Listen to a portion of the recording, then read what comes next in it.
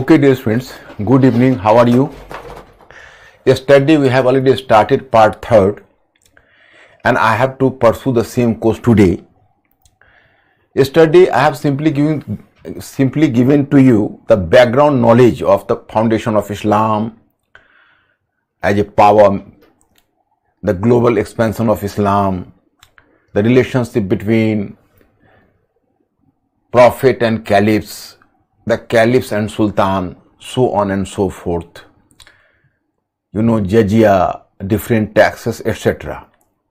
So whatever I have delivered to you yesterday, so making that basis, I have brought 5 MCQ questions today. But you people are intelligent enough to answer my question quickly. So sometime I think should I stop giving you the questions, but not. That will make you mentally alert, and at least in the night, you are making the serious revision for tomorrow's class. अब एक चीज बताइए, I am a bit curious. मैं जरा आपसे एक चीज जानना चाहता हूं कि जो 5 क्वेश्चंस जो मैं एमसीक्यू आपसे पूछता हूं, जैसे जहां मेंस की गुंजाइश होगी वहां मेंस का क्वेश्चन पूछूंगा, but I am asking 5 MCQ questions from you people. So is it कि in order to perform much well, you are making slightly more revision for the sake of the questions? Yes or no? माने इस questions को भी ध्यान में रख के थोड़ा आप ज्यादा रिवीजन कर लेते हो? Yes or no? Please give me the information, because I just want to establish a direct communication with you people.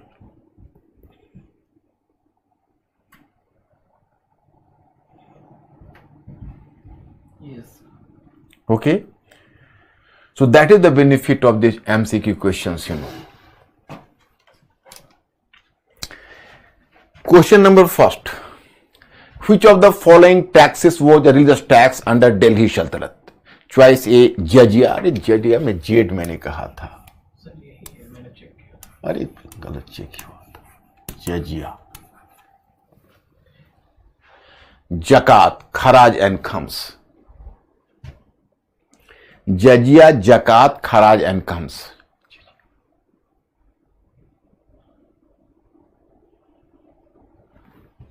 Be fast, my friends.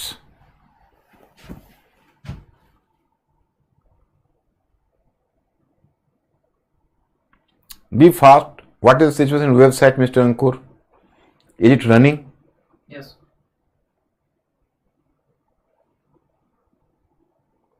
Maximum A. Choice number A. This time you people haven't caught up. Yesterday what I have told you? Jizya was not a religious tax. Jizya was taken from Jimmy. And in the eyes of Islam, they were infidels. In the eyes of Muslims, the non-Muslims were infidels, or particularly Hindus, who were the idol worshippers. They were infidels, So you cannot expect it, Jizya, to be religious tax. Your answer should be Zakat. This tax was spent over promotion of Islam as a religion, as a sect. Promotion of Islam, Zakat. B में option थे. B option थे? Okay. B is the correct answer. Question number 2. What was the difference between Caliph and Sultan? Choice A, Caliph was religious head and Sultan was political head. Choice B, Caliph was religious and political head both, and Sultan was formally subordinated to him. C, Caliph and Sultan were having the equal status under Islam. And D, the relatives of Caliph were known as Sultan. Be fast.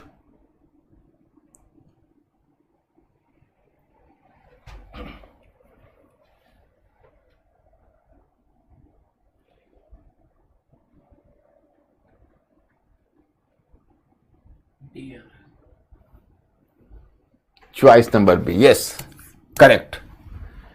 You have selected the correct answer this time. Question number 3. Which of the following sect or sects belong to the group of Ahl-e-Kitab? Belong to the group of Ahl-e-Kitab. 0.1 Christians, 0.2 Jews, 0.3 Hindus, 0.4 Buddhists.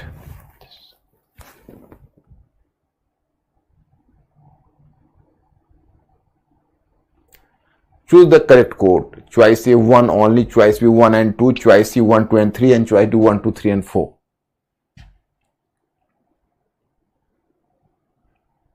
B. Choice number B. Yes, correct answer. Choice B is the correct answer. Question number 4. What was the seat of power of Umayyad Caliph? What was the seat of power of Umayyad Caliph? Choice A, Cairo. Choice B, Baghdad. Choice C, Damascus. And choice D, Cordova.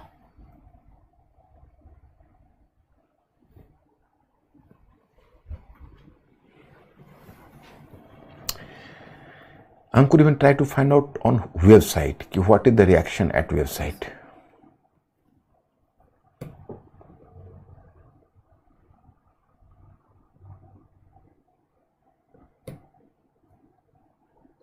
Maximum A. This time you people are committing a mistake.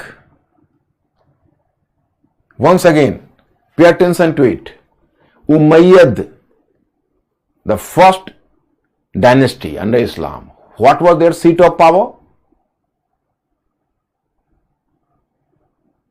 Mr. Ankur, is there any change? C.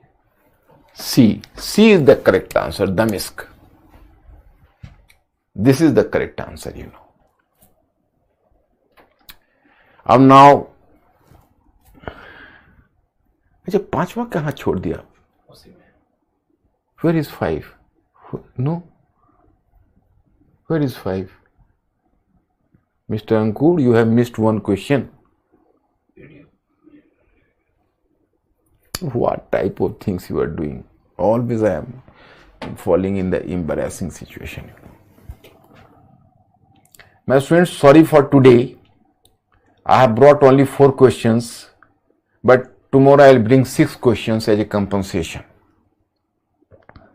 So leave it here, and we have to move to the topic again.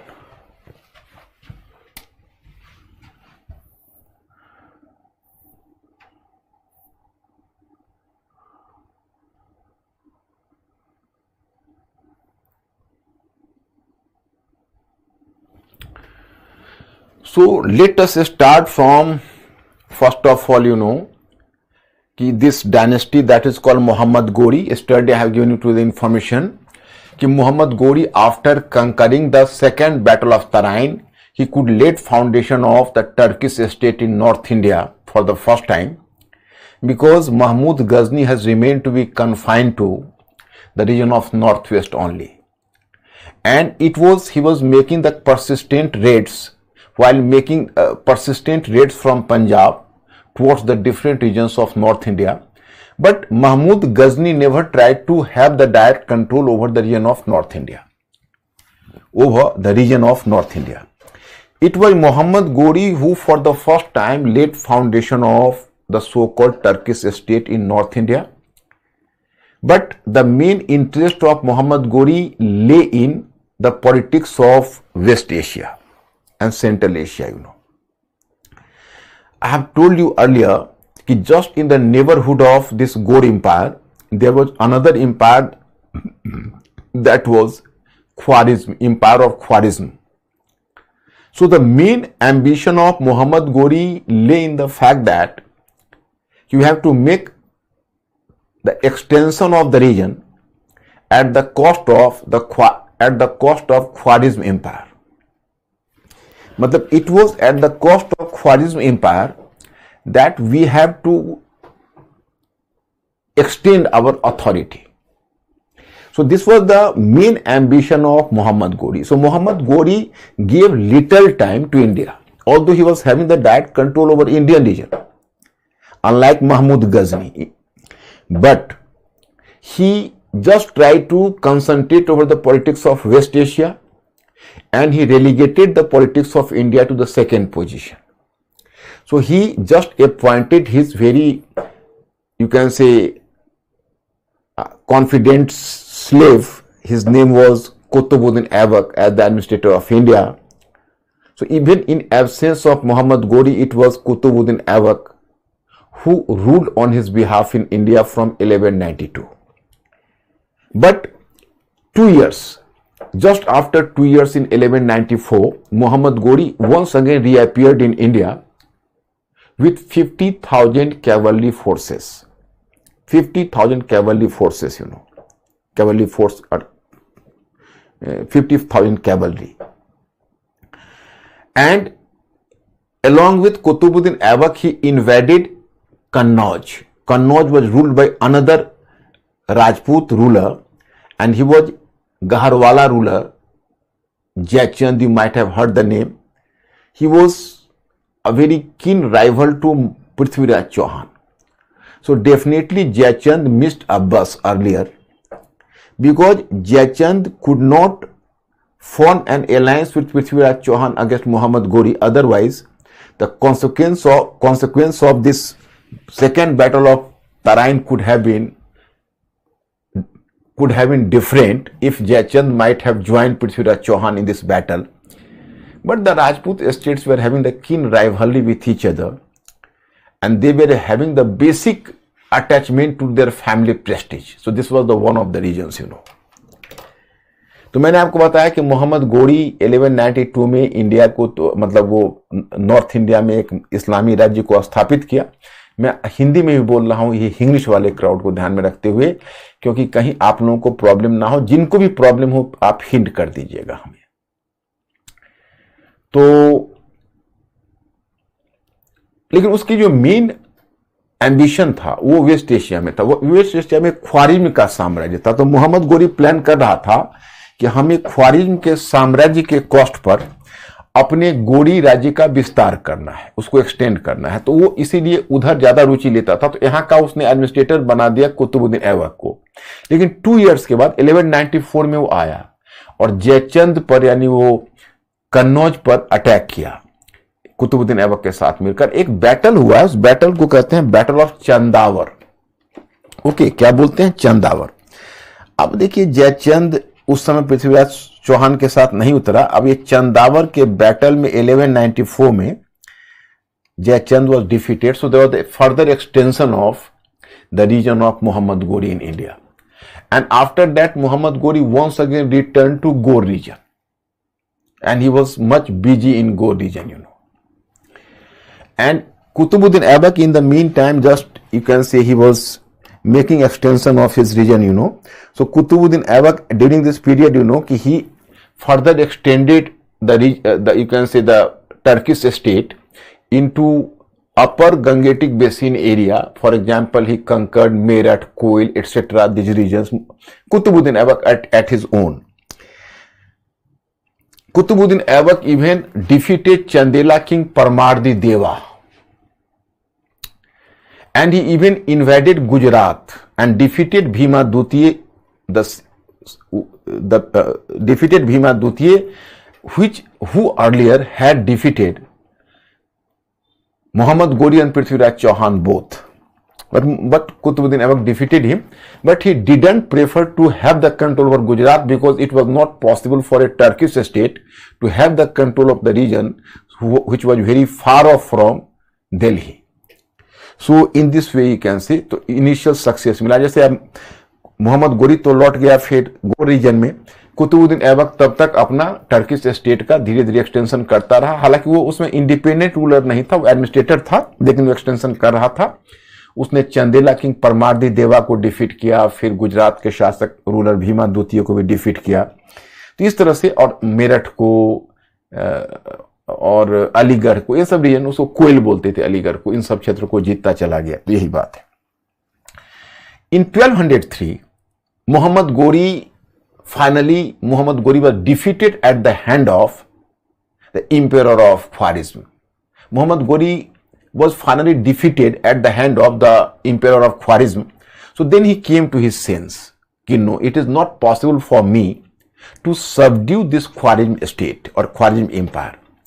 So finally he decided to move towards India.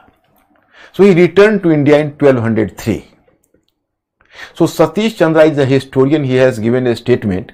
In one sense, it was a blessing in disguise for Ghor state, Ghor empire, because now Muhammad Ghori could have concentrated over the region of India, which was much beneficial for him. But unfortunately, he could not survive longer. His last expedition was against Khokhars in northwest. And while returning from the same expedition, Muhammad Ghori returned from this expedition, and in 1206 he was assassinated by some Khokhar. So his life ended and his reign ended. तो मोहम्मद गोरी ने India में rule किया 1192 से 1206, लेकिन direct तो नहीं किया, कुतुबुद्दीन ऐबक के माध्यम से किया। मैंने आपको यहाँ पर इंफॉर्मेशन दिया है कि 1203 में 1203 में फाइनली वो ख्वारिज्म के शाह के हाथों, इंपेरर के हाथों हार गया।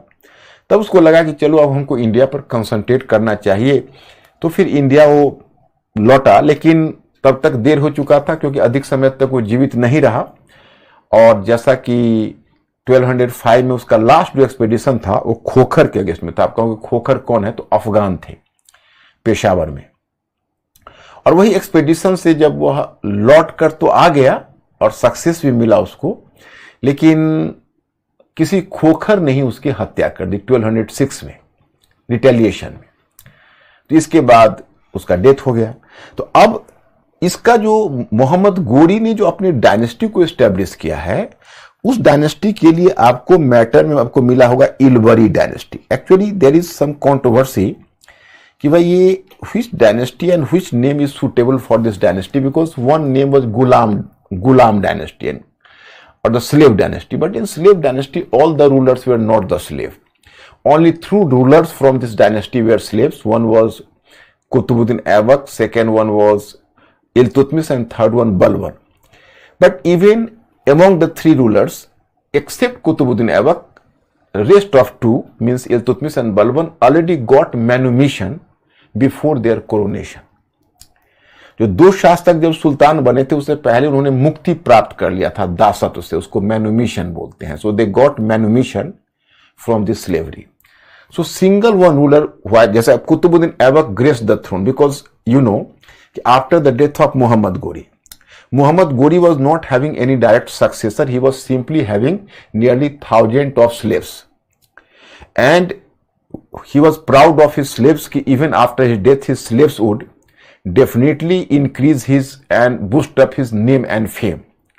So among his slaves, the three slaves were much talented. One was Kutubuddin Aibak, second one was Yaldoj, his name was Yaldoj, and the name of the third was Kuvacha.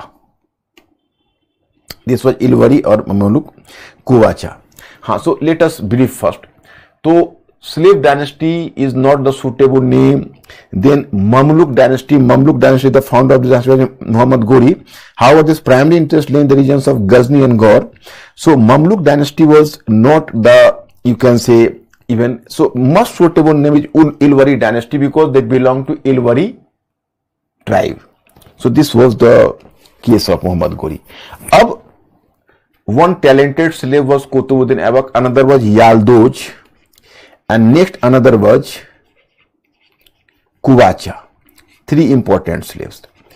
So after the death of Muhammad Ghori, Kutubuddin Aibak became the ruler in India, independent ruler in India, or Yaldoj became the ruler of Ghazni, because Ghazni and Ghor was the region, so he inherited the region of Ghazni.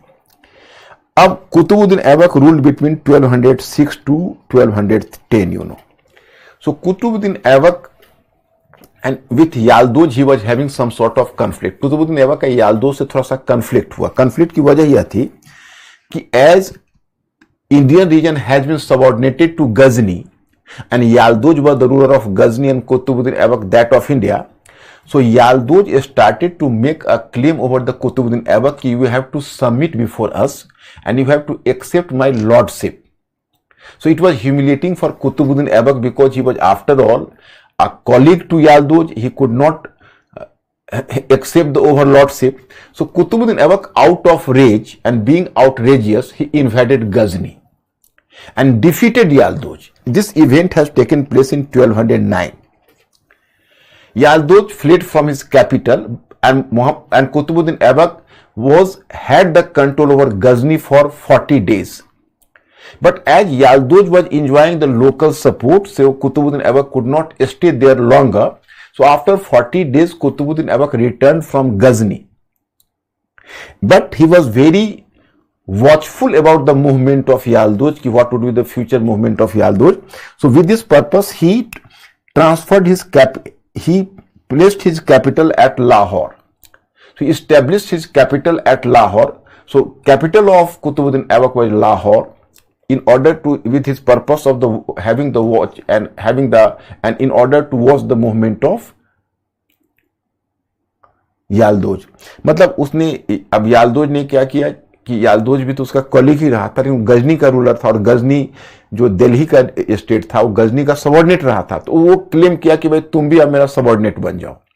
तो बड़ा humiliating लगा कुतुबुद्दीन ऐबक को. कुतुबुद्दीन ऐबक ने गुस्सा खाकर attack कर दिया गजनी पर और 40 डेज तक कंट्रोल बनाए रखा. हालांकि अंत में उसको खाली कर दिया, लेकिन यहां पर उसने अपना कैपिटल लाहौर को बना लिया ताकि लाहौर से ऑब्जर्व कर सके उसके मूवमेंट को. तो कुतुबुद्दीन ऐबक के बारे में इतना ही जानिए. हाँ, एक चीज जरूर जानिए, his court was graced by although 2 scholars. One was Hasan Nizami, the one Persian scholar, he was known as Hasan Nizami. और हसन निजामी का एक कंपोजिशन है, उसको कहते हैं ताज उल मासिर. ताज उल मासिर, जैसे it was the first one text, Persian text. Actually देखो, the language of Islam was Arabic, but when Islamic power conquered Persia, so what I have told you, on the one hand Islamic power conquered Persia or Iran, on the other hand it was Persian culture which conquered Islam. So later Arabic remained to be a language of religion and Islam, a scripture for religious text, but for official purpose Persian came into use. And you can say exclusively the Turkish rulers were patronizing this Persian language as the official language. And Mahmud Ghazni has patronized Persian. You might have heard about Firdausi. Firdausi was a great Persian scholar and he decorated the court of Mahmud Ghazni. He composed his famous text Shahnama.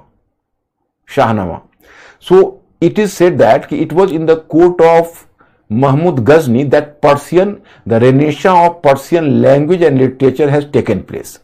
मतलब कहा जाता है कि वैसे तो religion थी भाषा, religion की भाषा तो अरबिक थी, पर्शियन ने रिप्लेस कर दिया अरबिक को ऑफिशियल लैंग्वेज के रूप में, अधिकारियों की भाषा के रूप में. और महमूद गजनी ने सबसे पहले पैट्रोनाइज किया था, सबसे पहले संरक्षण दिया था पर्शियन को. और उसके कोर्ट में फिरदौसी नामक स्कॉलर था जिसने शाहनामा लिखी थी. तो फारसी, उसको फारसी हिंदी में बोलते हैं, फारसी साहित्य और भाषा साहित्य का पुनर्जागरण, रेनेसां, महमूद गजनी के टाइम में हुआ था और यही ऑफिशियल लैंग्वेज था. तो हसन निजामी ने ताज उल मासिर जो अपनी कृति लिखी है, ताज उल मासिर, सो पर्शियन में, this is the first text, you can से first text which has given the information about the foundation of Delhi Sultanate or Turkish rule in India. And another scholar who decorated the court of Qutbuddin Aibak was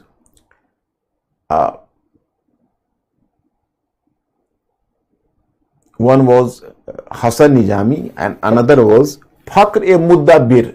Fakhr-e-Mudabbir was his name, and the name of the text was slightly more complicated. Adab ul Harba Sujaat. This was the name of the text. So ignore it. Ignore Fakhr-e-Mudabbir. Simply recall Hasan Nijami, and if you can, Taj ul Masir. That's all. अब his successor was Iltutmish, you know. Iltutmish was his successor.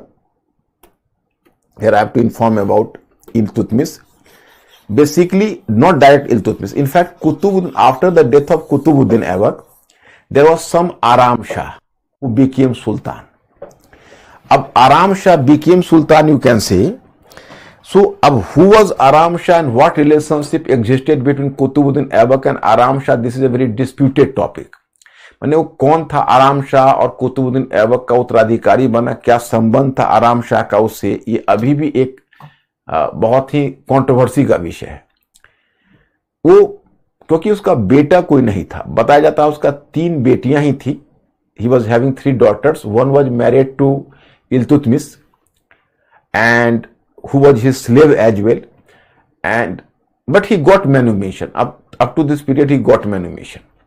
And the second one daughter was married to his another Qubacha. Qubacha was another slave. Now Yalduj became the governor of Ghazni, or Iltutmish became the governor, Qutbuddin Aibak became Yalduj was the ruler of Ghazni and Qutbuddin Aibak the ruler of Indian region. And Qubacha didn't get any region, so he was moving between Ghazni and India and just searching for some opportunity to capture the region. So Qubacha was married to another daughter of Qutbuddin Aibak. What may be Aram Shah, but Aram Shah was the nominee of the nobles of Lahore. Lahore के जो कुलीन थे उन्होंने आराम शाह को शासक चुना। तब तक जो दिल्ली के कुलीन थे, माने nobles of Delhi, so they preferred Iltutmish. So they invited Iltutmish to grace the throne. So Iltutmish was at that time the governor or Mukti. At that time there was a term Mukti. So he was the Mukti of Badaयूं. So he moved from Badaयूं and defeated Aram Shah in the Battle of Jud and then captured power. Iltutmish captured power in 1211 and he ruled between 1211 to 36. Iltutmish, he became the Sultan and he transferred his capital from Lahore to Delhi. Who made the capital Delhi for the first time? Among the Muslim rulers. If someone is going to ask you, he was the first Muslim rulers that made his seat of power at Delhi first. So this is Iltutmish. His first capital city of Delhi, was developed by Iltutmish, and even today you will find here at Mehrauli where you find Qutub Minar. Although Qutub Minar was built first by Qutbuddin Aibak and later further developed by Iltutmish, तो पहला वही दिल्ली को बनाया था। और फिर 1211 से लेके 36 तक उसका बहुत सारा अचीवमेंट्स आपको प्रिंस पॉइंट ऑफ व्यू से भी ध्यान रखना है। देखो, एक तो क्या हुआ 1211 to 36, you are just going to observe here. So there is the term for Iltutmish. He was supposed to be the consolidator of Delhi Sultanate. He was supposed to be a consolidator because during the weak rule of Aram Shah, maximum number of Rajput estates were free from the control of Delhi Sultanate. But Iltutmish reconquered the Rajput estates again. The first thing. Second thing, he organized Iqta system. I will just discuss with you in administration. This is the political history, you know. So whenever I will deal with the administration, I will make you clear what is Iqta system. So he organized the Iqta system. He organized the monetary system. Actually, Iltutmish is given the credit to have introduced the first standard coins in the form of silver tanka and copper jital. Silver tanka and copper jital, you can say, he standardized the coins. So monetary system. And then Iltutmish is given the credit to have donated jagirs. He is given the credit to have donated jagirs, you know, in Gangetic Basin.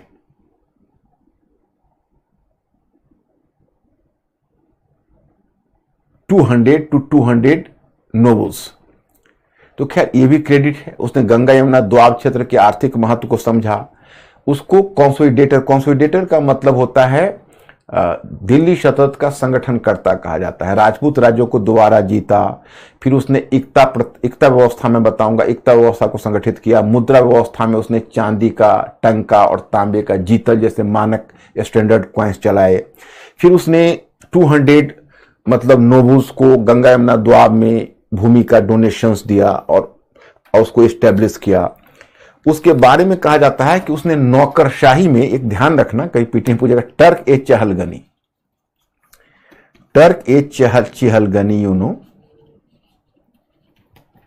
Turk e Chahalgani was a group of 40 nobles who were actually, they belonged to the higher bureaucracy and they were offered the higher post. So Turk e Chahilgani was developed by whom? That was Iltutmish.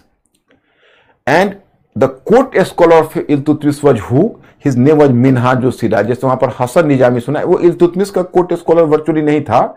Iltutmish का आगे एक सन हुआ है, उसका जो एक youngest son है, उसका नाम है नसीरुद्दीन मोहम्मद, तो उसके कोर्ट को डेकोरेट करता था। लेकिन इल्तुतमिश के पीरियड के बारे में, जैसे आपको मैंने बताया कि कुतुबुद्दीन के ऐबक के पीरियड के बारे में हसन निजामी ने लिखा था। So about the Iltutmish period, it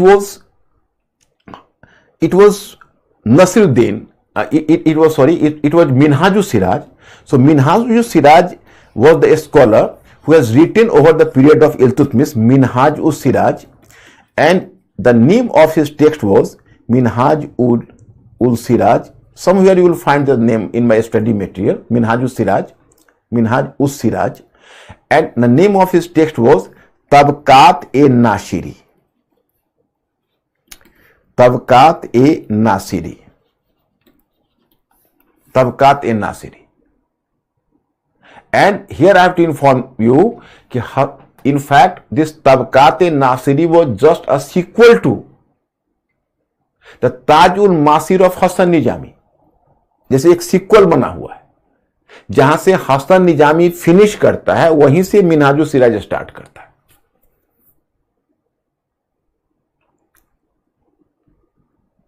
And finally, you can say in 1236, Iltutmish died. So Iltutmish was having, you can say, many sons. One of the sons was very dearest, and that was Nasiruddin Muhammad.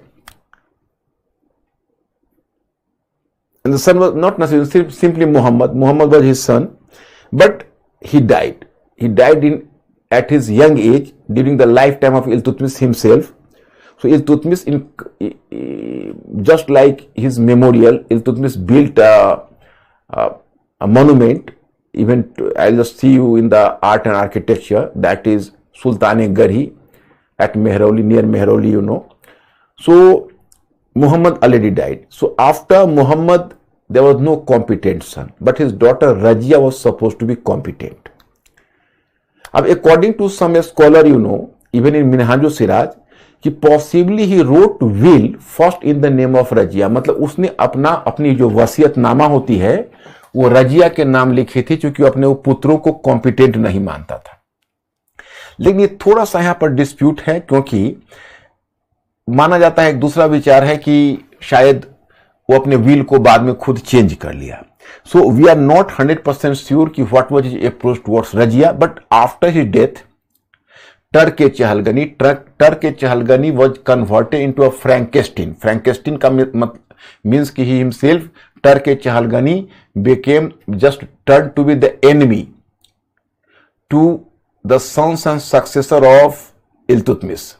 मतलब तुर्क ए चहलगनी बाद में निहित स्वार्थ में, vested interest में बदल गया और भस्मासुर की तरह उसने इल्तुतमिश के उत्तराधिकारियों पर ही हाथ डालना शुरू कर दिया। And the members of Turk e Chahalgani started to play the role of the king makers. Now राजा निर्माता की भूमिका निभाने लगे। And it was in this context, you know, कि first of all they just, you can say, placed on the throne the one of the most incompetent successor of Iltutmish, because it was their interest to put on the throne a weak ruler. So it was Rukunuddin Firoj. And here you know कि Rukunuddin Firoj, he placed on the throne after the death of Iltutmish in 1236. But just after some months, Razia Razia tried to mobilize the public opinion in her favor.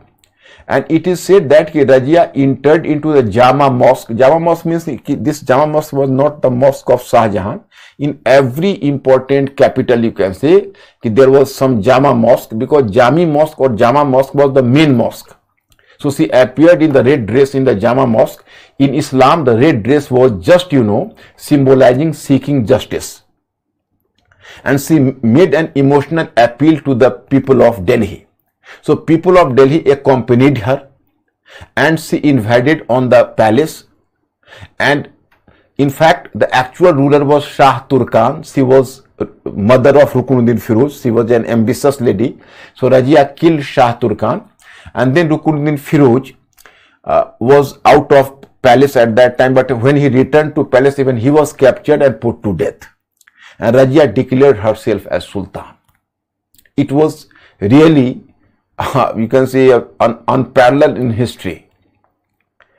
So अब क्या हुआ कि रजिया रुकनुद्दीन फिरोज को मारने के लिए तैयार नहीं थी. वो लाल कपड़े में जामी मस्जिद में जाकर लोगों से अपील की. लोगों ने उसे सपोर्ट किया. फिर वो पैलेस पर हमला कर दिया. पहले शाह तुर्कान को, फिर रुकनुद्दीन फिरोज की हत्या करवा दी गई और फिर वो अपने आप को सुल्तान घोषित कर दिया. And surprisingly she started to attend the court in Kula. Kula means just like in coat and Kula. Kula means topi.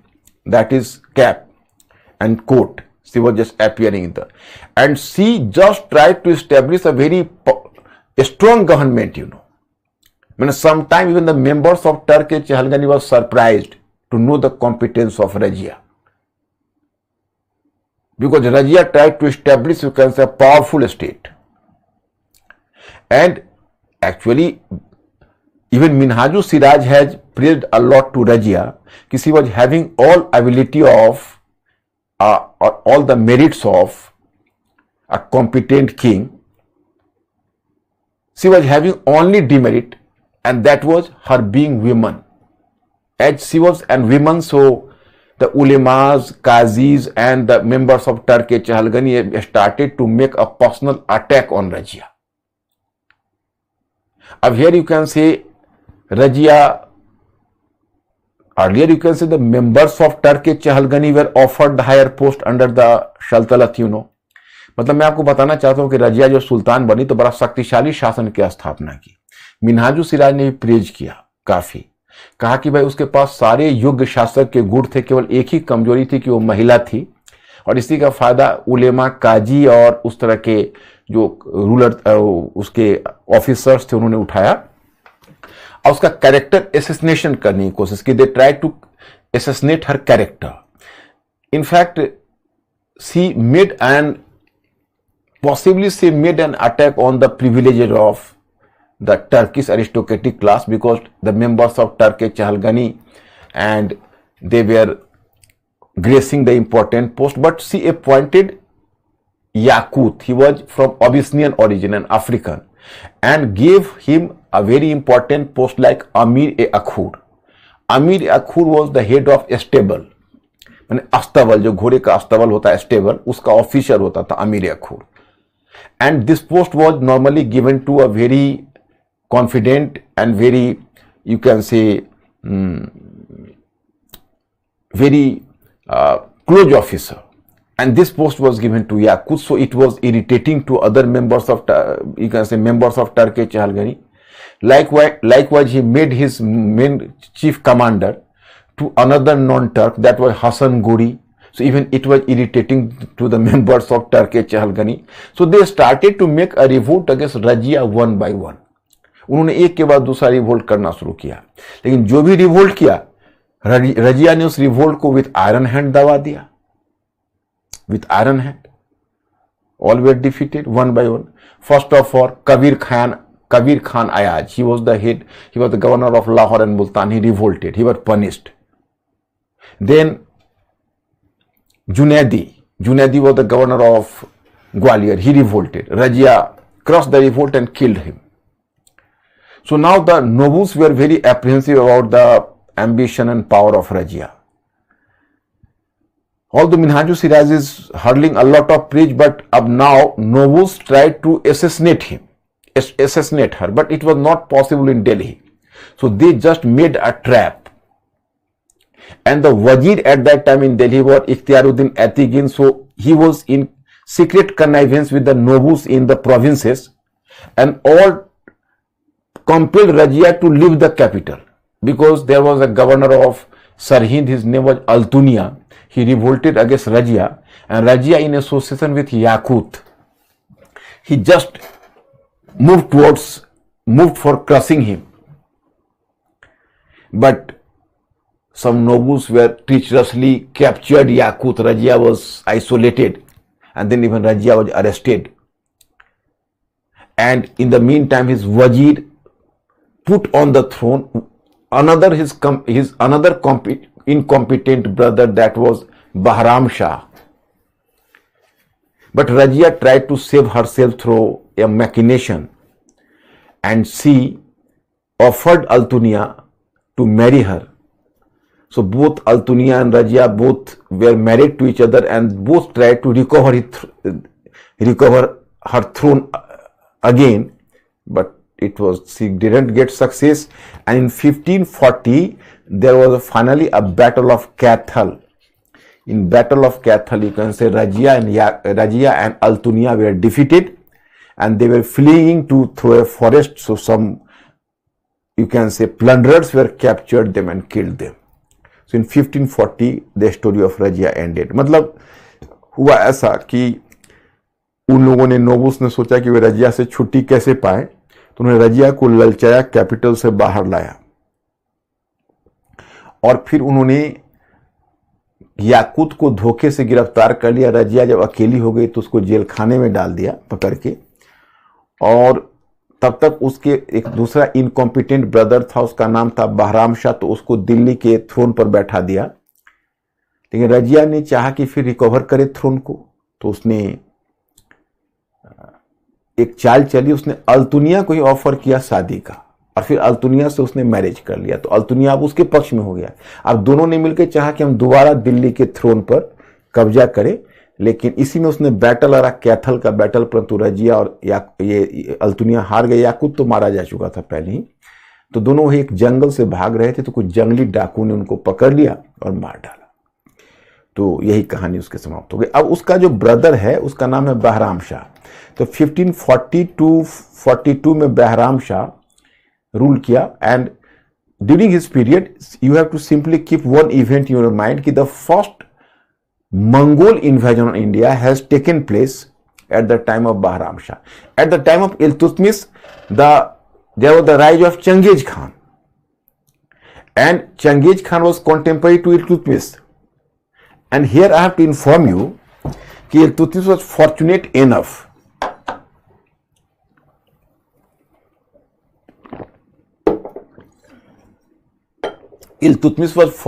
enough Mongols didn't move against India at that time, and Iltutmish also shown some sort of diplomatic acumen, because Mongols conquered Balkh, Bukhara, Samarkand, Central Asia. Mongols even conquered West Asia. Mongols defeated even the empire of Khwarezm-Yunu, and Prince of Khwarezm, that was Jalaluddin Mangwarni, he fled from West Asia, thrown his horse into river Indus and just swim towards India. And after coming to India, he sought political asylum from Iltutmish. If at that time Iltutmish could have given him the political asylum, so Changiz Khan may have turned to be furious, and Changiz Khan might have invaded India.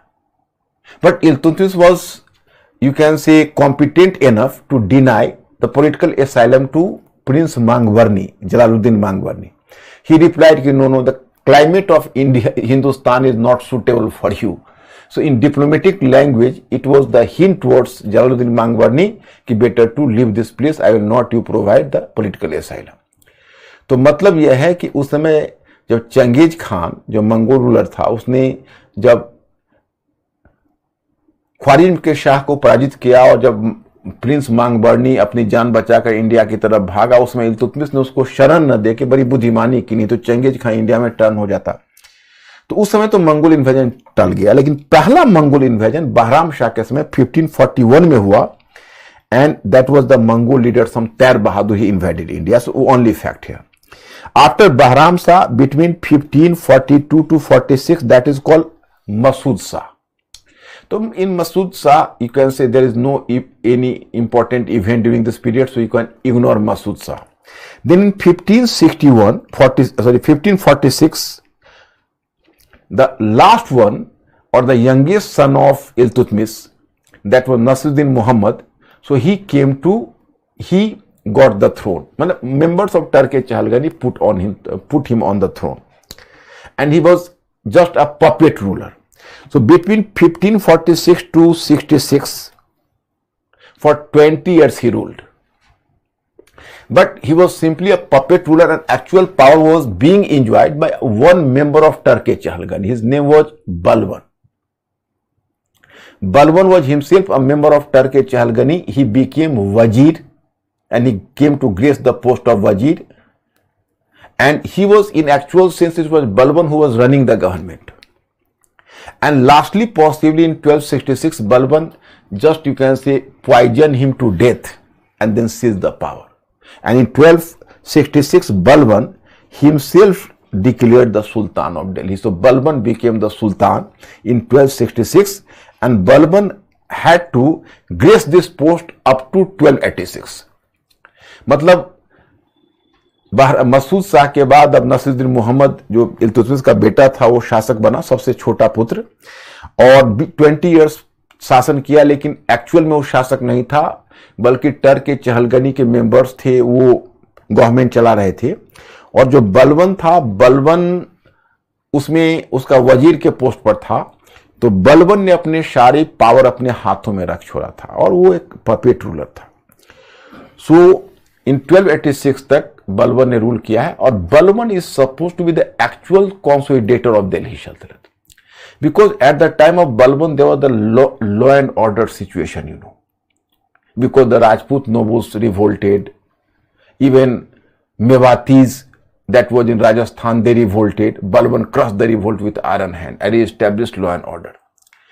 One major challenge before Balban was कि the members of Turkish Chahalgani, here I have to inform you कि Balban was himself a member of Turkish Chahalgani, but Balban came to realize that कि so far as the members of Turkish Chahalgani was gracing the post, and the members of Turkish Chahalgani would remain to be powerful, the institution of monarchy could never be stabilized. So in order to strengthen the institution of monarchy, he decided to destroy the power of Turkish Chahalgani.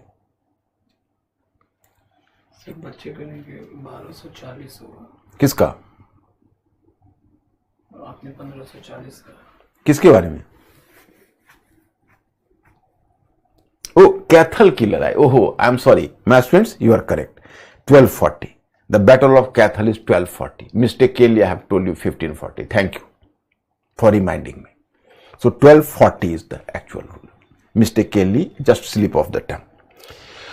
सो अब now here you have to, so Balban Turkish Chahalgani, he was himself a member of Turkish Chahalgani, but he finally, you can say, decided to break the power of Turkish Chahalgani and to make monarchy a serious profession. So he eliminated the power of Turkish Chahalgani, he crushed some members of Turkish Chahalgani, but simultaneously he emphasized some privileges of Turkish nobles, and all the important posts were allocated to Turkish nobles. So Balban was a racist. He didn't give any important post to any non-Turks. उसने किसी भी गैर तुर्की को कोई महत्वपूर्ण पद बलबन ने नहीं दिया। बलबन ने देखो दो काम किया। बलबन इस बात को अच्छी तरह जानता था कि अगर हम तुर्किश चहलगनी के मेंबर्स के पावर को ब्रेक नहीं करते हैं तो मोनार्की का पोस्ट कभी स्टेबलाइज नहीं करेगा। तो उसने पहले टर्किश चहलगनी के मेंबर्स के पावर को तोड़ा, पहला काम तो उसने यही किया। लेकिन उसने इस बात का भी ध्यान रखा कि जो तुर्किश चहलगनी है उसके मेंबर पावरफुल ना रहे, हमारे अधीन हो, लेकिन जो तुर्की नोबल है उनके प्रिविलेजेज, विशेषाधिकार नहीं जाने चाहिए। तो उसने एक रेसिस्ट पॉलिसी चलाया, that is the racial theory of kingship, उसका जो रेसिस्ट थियरी ऑफ किंगशिप था। And all the you can see post were reserved for Turks, non Turks were not provided any important post, Indian Muslims were not treated well, so he was giving importance to simply the Turkish nobles, you know. अब बलबन को कहा जाता है कि Balban laid foundation of the मंगोलन policy of north west, Mongolian policy, and he adopted the two-pronged policies. Two-pronged policies, on the one hand, he tried to establish diplomatic relations with the Mongol court, and on the other hand, he created two defense lines. One defense line in northwest, that was, you know, in the northwest you can say one defense line was Lahore, Multan and Dipalpur defense line. Another was Sunam, Samana and Bhatinda defense line. On the first defense line, he appointed his elder son, that was Muhammad, and on the second defense line you can say कि he appointed his younger son Bughra Khan. But in spite of that, he could not save his border from Mongolian invasion, and when in 1285 it was some Mongolian leader Tamar who invaded India, and his elder son Muhammad just faced Mongol invaders, but he was killed in the battle in 1286. And after the death of his elder son, Balban was so shocked कि Balban just, you know, just 1 year after Balban himself died. One important thing, at the time of Balban there was a revolt in Bengal under Tughril Khan, and Balban crushed the revolt of Tughril Khan with iron hand. Balban followed the policy of blood and iron. मतलब बलबन के बारे में कहा जाता है कि उसने रक्त और लौह की नीति को फॉलो किया, उसने मंगोल की नीति की नींव डाली, उसने अपने दुष्रक्षा पंक्तियां उत्तर पश्चिम में नॉर्थ वेस्ट में बनाई, एक में अपने बड़े पुत्र मोहम्मद को अपॉइंट किया और सेकेंड में अपने पुत्र बुगरा खान को। और लेकिन फिर भी तमर के लीडरशिप में जो 1285 में इन्वेजन हुआ तो उसका बड़ा पुत्र मोहम्मद मारा गया 1285 में, तो उससे इतना शौक हुआ कि 1286 में बलबन का भी डेथ हो गया। और जब उसने तुगरिल के रिवोल्ट को दबाया तो बुगरा खान को बंगाल का गवर्नर बनाकर भेज दिया, तो बुगरा खान फिर दिल्ली लौटा नहीं, he remain to be the governor of Bengal. So when in 1286 you can say कि after the death of Balban, you know, here I have to inform you कि basically Balban died in 1286। So after his death his grandson was Kyakubad. You have heard about that. Between 1286 to 1290, Balban's grandson Kyakubad started to rule. But he was basically an alcoholic. He was too much engrossed into wine and luxuries. So he neglected governance, you know. And finally, due to excessive drinking, he fell sick. He was paralyzed. So actual power was usurped by the कोतवाल, जैसे आज DG है ना, उसमें कोतवाल होते थे। So it was the Kotwal of Delhi. His name was, the name of the Kotwal of Delhi was what? Do you know? The name of Kotwal of Delhi was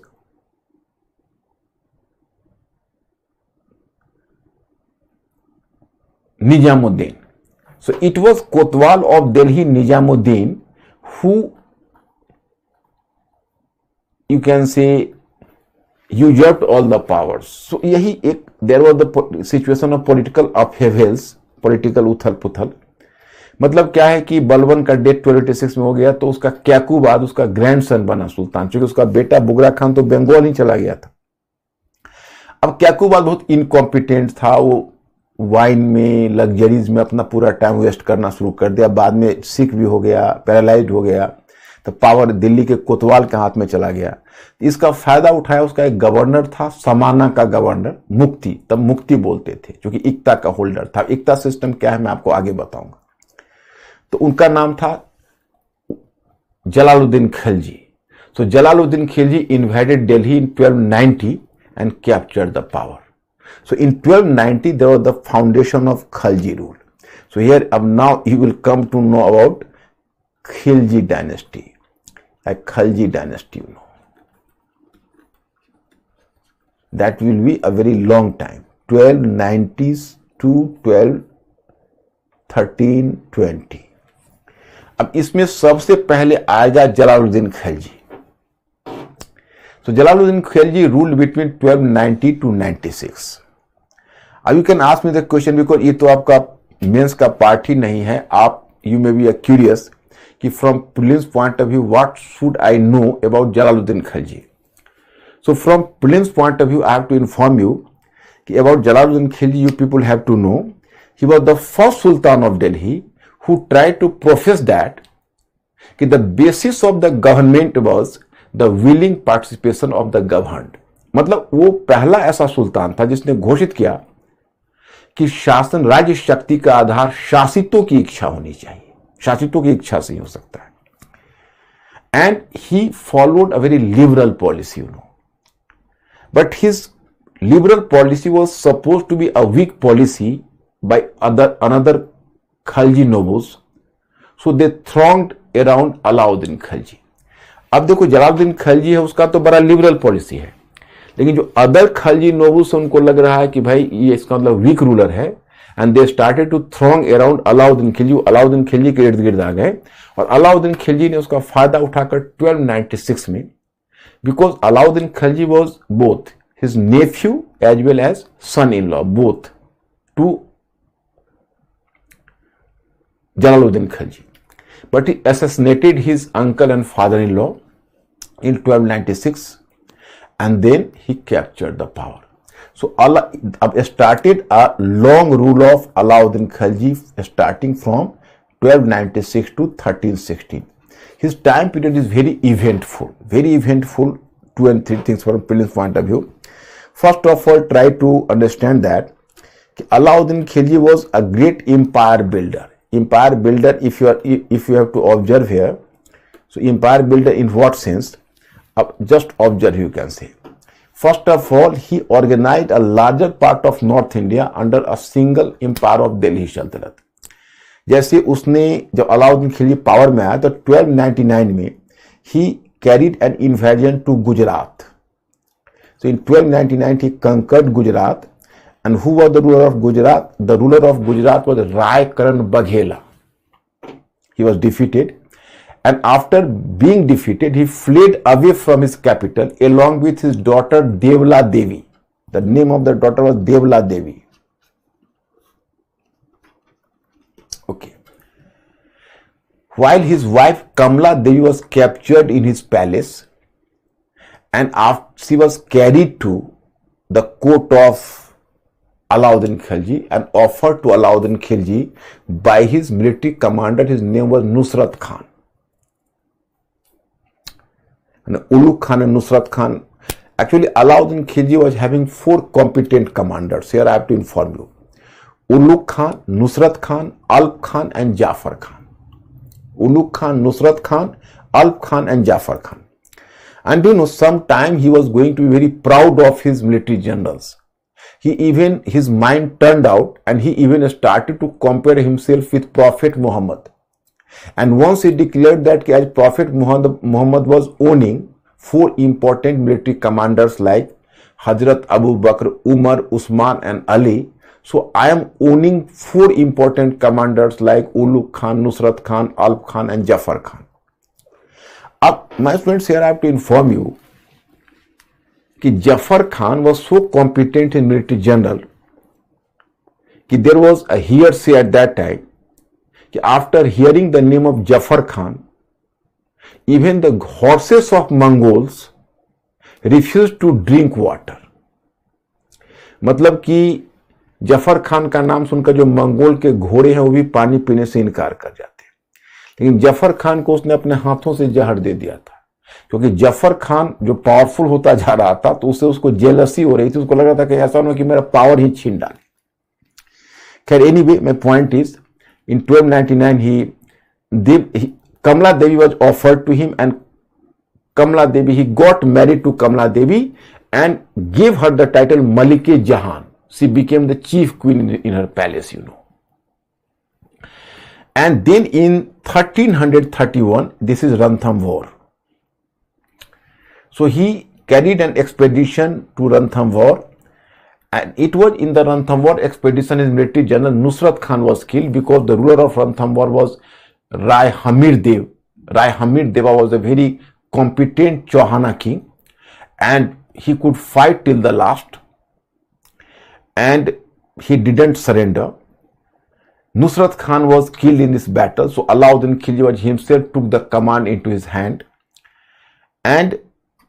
but every Rajput soldier fought till the last, and even women committed jauhar. Jauhar तो जानते होगे आपने, अगर पद्मावत देखी होगी, कि the women and the female member of the palace, they used to burn themselves alive so that they should not be fallen under the control of the invaders, you know. So they committed jauhar, and Amir Khusro, who accompanied Alauddin Khilji to this fort of Ranthambore, he was the first contemporary author who was an eyewitness to the jauhar. So he mentioned about that. In 1303, he conquered Chittor. My students, it was here in Chittor, you know, he started an expedition to Chittor. So it is here you might have read watched the movie, that is Padmavat. So the story of Padmavat is associated with Chittor, but that was simply, you can say, a literature, an imaginary story. Even today, if you will go to Chittor, the fort of Chittor, so there the tourist guide will inform you, in fact, this is the palace of Padmini, and Alauddin Khilji was willing to see Padmini, and for the sake of Padmini, he invaded Chittor. But actually, this story of Padmini started from a text Padmavat, which was composed by Malik Muhammad Jaisi after 1 century after this event. So it was a literary text, you know. So historically, historians are not proving its authenticity, you know. अब देखो, जिस समय ये पद्मावत वाली आप लोगों ने भी शायद हालांकि आप लोग तो उस समय ये 3 to 4 years बैक हुआ था, जब दीपिका पादुकोण और रणवीर सिंह ने रोल किया था उसमें, अलाउद्दीन खिलजी का और पद्मिनी का, और शाहिल कपूर ने राजा रतन सेन का रोल किया था। आप लोगों ने हो सकता है मूवी को देखा हो, अच्छी मूवी थी। तो उस मूवी में भी उसको प्रूव होता है, उसमें बहुत कंट्रोवर्सी हुई। जब मूवी आई थी तो बहुत सारे हिस्टोरियंस को चैनल पर बुलाते थे, उनसे डिस्कस करते थे ये इमेजिनरी कैरेक्टर है या रियल कैरेक्टर है। तो उसमें वन हिस्टोरियन पंकज झा था, he has given the right reply. I was satisfied with his answer, otherwise all were just, you can say, making the trivial discussion whether she was imaginary or the real, because अब राजस्थान में demonstration शुरू हुआ कि भाई पद्मिनी के against में कुछ लिखा गया है इसमें, हालांकि उसमें मूवी डिस्प्ले नहीं हुई थी, तो इसी पर विवाद चल रहा था कि क्या पद्मिनी रियल है या इमेजिनरी है। हमें लगा कि भाई ये ट्रिवियल मुद्दा क्यों उठ रहा है, even if the Padmini is imaginary suppose, but if she is existing in the common consciousness of the people of Rajasthan, so she should be given the due respect, because now she has become a semi-divine character among the people of Rajasthan, you know, that was associated with their identity, you know. So historians should have discussed on this aspect, but they are discussing whether she was imaginary or real. It hardly matters. Even if the popular respect was for someone and he is imaginary, so you are supposed to respect him.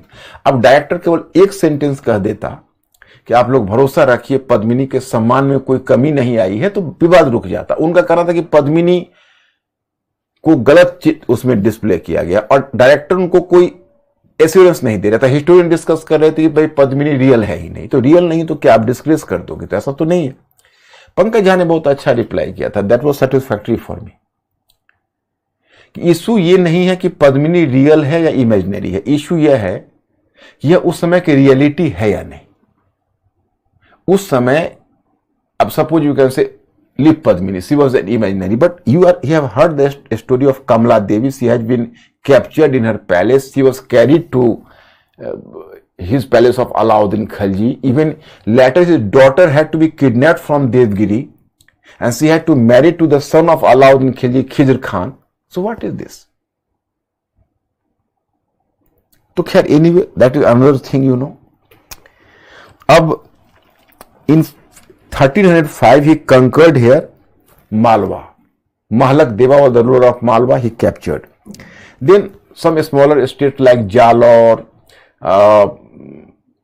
etc., Nagaur, etc., these states were conquered by Alauddin Khalji. So he just organized a big empire in North India, and then he moved to South India. That is the line, you know, South India.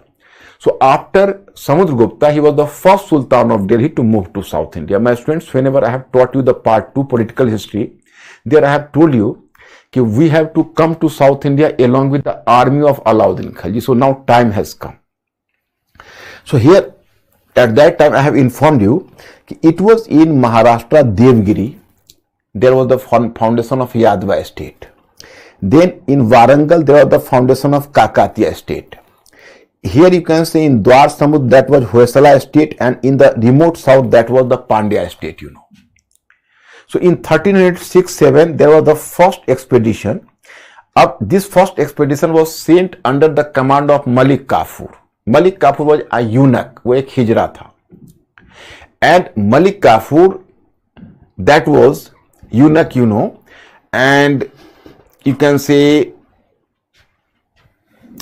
he was captured in Gujarat expedition, and then he was placed in the service of Alauddin Khalji. But by dint of his talent, he could rise in the status, and he even came to grace the post of, you can say, Naib-e-Mamlikat. Naib-e-Mamlikat means ki just the Naib Sultan. This post he came, Alauddin Khalji gave him the post, and he carried the expedition to south.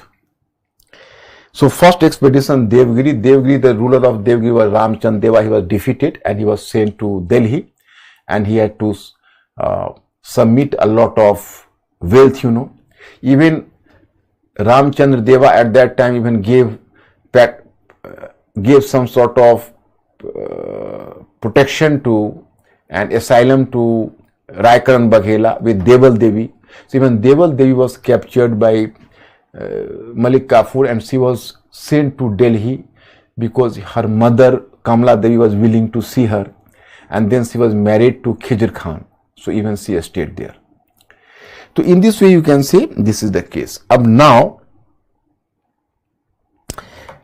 then he moved towards Warangal. In Warangal, Pratap Rudeva II, he was a Kakatiya ruler. So he submitted a lot of wealth to Malik Kafur, and this was in this wealth, you can say, from Warangal, there was the famous Kohinoor diamond you might have heard about. So he submitted even this famous Kohinoor diamond to Malik Kafur, and Malik Kafur carried this Kohinoor diamond and offered to Alauddin Khalji. So this was the achievement. Then second one expedition in 1310 and 11, and then this Hoysala estate under Veer Vallal II, it was plundered by Alauddin Khalji, and lot of wealth was. And then he moved towards Madurai estate. So Muslim rulers were talking about the Mawar estate. So he plundered the Mawar estate, and then he, you know, took a lot of wealth. But my friends, here you should know the fact that Alauddin Khalji was competent enough not to have the direct control over the region of South India, because he believed that South India was basically so remote from North India, so remote and so distant, so it is not possible to have the control over South India while from Delhi. So he didn't prefer to have the control over South India, rather he preferred to rule in South India, you know, and that is from the distant, in some sort of distance he could maintain.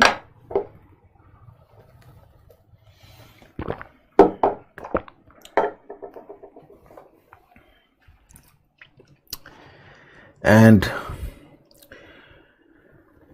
so he used to take gift as well as revenue from the states of South India, but he didn't prefer to have the control.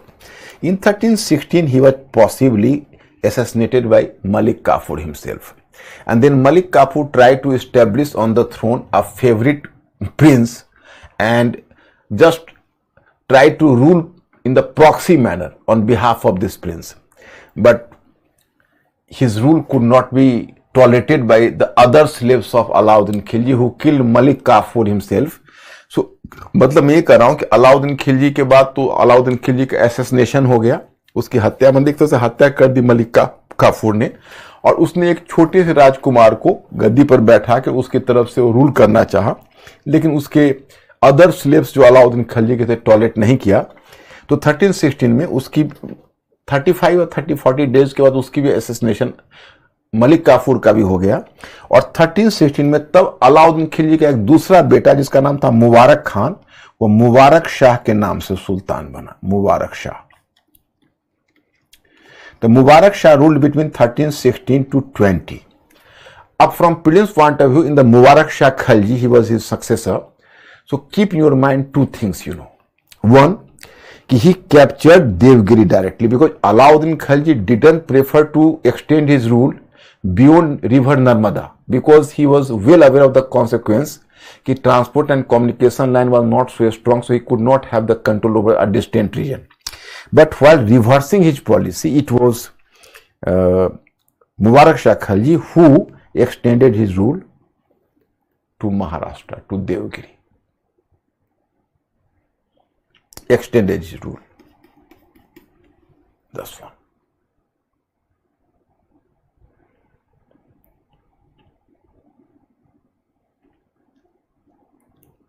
So, in this way, he extended his rule, you know. And the second one thing is that it was the first Sultan of Delhi, Mubarak Shah Khalji, who declared himself to be Caliph. इसने अपने आप को खलीफा घोषित कर दिया। अब बताइए। And took the title of Al-Basiq Billah, Mubarak Shah Khalji. In 1320, he died. But at that time, the actual power was enjoyed by his Wazir Khusro. And possibly it was Khusro who poisoned him to death. And then Khusro, he was an Indian, you can say an Indian Muslim, means he was a converted Mussalman, and he declared himself to be the Sultan. And for some months it was Khusro Shah who ruled. And in order to win the support of the, you can say, pious Muslims and to got the prestige, he donated very liberally and profusely to the ulemas, saints and even Sufis. So he gave a larger gift even to Nizamuddin Auliya. But it was the time Ghiyasuddin Ghazi Malik was the Mukti of Depalpur. So he invaded Delhi, defeated Khusro Shah and killed him. And it was Ghazi Malik who became, this is a Khusro Shah, you know, it was Ghazi Malik who declared himself Ghiyasuddin Tughlaq and established his rule. So there was the foundation of Tughlaq dynasty now. And the time period of Tughlaq dynasty is 1312 to 1412. 1412, you know, Tughlaq dynasty. इस तरह से Tughlaq dynasty establish हो गया और वह 1320 से 1412 तक चलेगा। तो पहला शासक हुआ Ghiyasuddin Tughlaq. And time period of Ghiyasuddin, अच्छा everything okay mister Anku? First ruler is Ghiyasuddin Tughlaq. He ruled between 1320 to 25. अब if you will ask me the question कि what is the importance of Ghiyasuddin Tughlaq, so I have to inform you the simple thing. Just Delhi Sultanate was gradually drifting towards South India. Devgiri was already captured by Mubarak Shah Khilji, and at the time of Ghiyasuddin Tughlaq captured Warangal. In 1324, he sent his son Jona Khan, who later became Muhammad bin Tughlaq, to capture Warangal. So this Jona Khan captured Warangal. So Devgiri was conquered by Mubarak Shah Khilji, and Warangal was captured during the rule of Ghiyasuddin Tughlaq. Then it was the revolt in Bengal. अब इसी समय बंगाल में विद्रोह हुआ, and Ghiyasuddin Tughlaq just went to suppress the revolt in Bengal, and he got success in suppressing the revolt. And then after defeating the Mukti of Bengal, he took so many elephants, horses, camels, etc. as gift. So then he moved towards Delhi. तो उसके साथ बहुत सारे हाथी, घोड़े, ऊंट भी आ रहे थे. And he had to enter into Delhi from the side of present Faridabad, you can say. So his son Jona Khan, in order to welcome him or give a warm welcome just on the border, he built a wooden palace.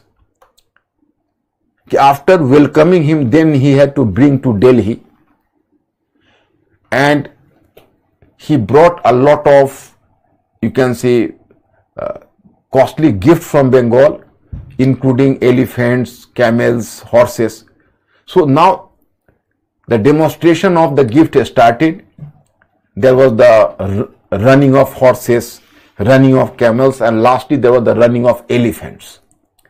So when the elephant running was going on, elephant race, so it was the time due to the vibration on the earth, because they were the very heavy animal, you know, so whole wooden structure fell down, and Ghiyasuddin Tughlaq was just crushed with this wooden structure.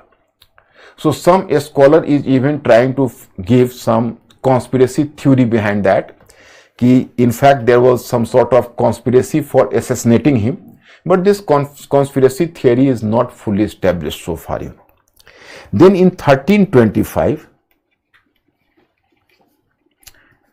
Muhammad bin Tughlaq became Sultan, and in 1351 he ruled up to 1352. So my students, the whole life of this period of Muhammad bin Tughlaq was quite eventful. If from the viewpoint of political expansion, you have to realize that it was Ghiyasuddin Tughlaq who carried the rule of Delhi Sultanate to this northern Tamil Nadu region. He extended the empire till the last. He captured even Hoysala Karnataka region. He conquered the last state, that was Kampilya. So Kampilya state he conquered, you know. And in this way, extended Delhi Sultanate till the last, until the remote south, you know. So he created the largest empire, and it became under Delhi Sultanate. So here you can see the empire, the process of empire building which had started earlier under Alauddin Khilji. So that reached up to its climax under Muhammad bin Tughlaq. So this is the one. Second one thing is that Muhammad bin Tughlaq is supposed to perform a very, you can say he was an innovator. So he carried a lot of experiments. One experiment you find, between 1326 to 35, he carried so many experiments. One experiment was the transfer of capital. So he transferred his capital from Delhi to Devgiri. Although it is a very controversial issue, whether he took all people from Delhi to Devgiri, but now it is believed on the basis of the latest research, you know, simply nobles and ulemas were supposed to travel to Devgiri and the common people remain in Delhi. So it is not wise to accept that Delhi turned to be desolate, as Barni and Ibn Battuta are making the claim, who was the contemporary ruler. देखो अब मोहम्मद बिन तुगलक के साथ एक problem क्या हुआ कि अफसोस क्या है कि उसका जो कॉन्टेम्पररी रूलर है, अब जैसे अमीर खुसरो है अलाउद्दीन खिलजी का कॉन्टेम्पररी रूलर, तो अमीर खुसरो ने बहुत सारे टेक्स्ट लिखे हैं. एक लिखा है तारीख अलाई, जो अलाउद्दीन खिलजी के टाइम पर लिखा है. तो वो उसके प्रति बहुत सम्मान रखता है, रेस्पेक्टफुल है। तो अमीर खुसरो अलाउद्दीन खिलजी के बारे में अच्छी अच्छी बातें लिखता है। लेकिन मोहम्मद बिन तुगलक के साथ प्रॉब्लम है कि उसके 3 ऑथर है जिससे हम मोहम्मद बिन तुगलक के बारे में जानते हैं। एक है बर्नी, तो बर्नी उसे काफी मतलब डिससेटिस्फाइड है, तो उसके अगेंस्ट में लिखता है। दूसरा है इसामी, तो इसामी उसका हिस्टोरियन है नहीं, वो है बहमान शाह का हिस्टोरियन, उसके एनिमी का, तो उसके बारे में एडवर्स लिखता है। और तीसरा है इब्न बतूता। इब्न बतूता तो एक फॉरेनर है, मोरक्को का है, वो उसके कोर्ट में आया था। And earlier Mohammad bin Tughlaq welcomed him, but later there was the corruption charges against him, means ki Ibn Battuta. So Ibn Battuta was put into jail and he languished in jail for 8 long years. So even Ibn Battuta turned hostile against Muhammad bin Tughlaq. So even he is giving a very distorted description about Muhammad bin Tughlaq. तो मोहम्मद बिन तुगलक के study में एक problem यह भी है कि actual तस्वीर नहीं मिल पाता है, जो उसके कॉन्टेम्पररी जो स्कॉलर्स हैं वो उसके प्रति न्यूट्रल नहीं है, they are prejudiced against Mohammad bin Tughlaq. So my student, today the time is over. I have to stop here and I will continue this discussion even tomorrow. So today I am taking leave from you and I am stopping here. I'll see you tomorrow. Thank you very much, my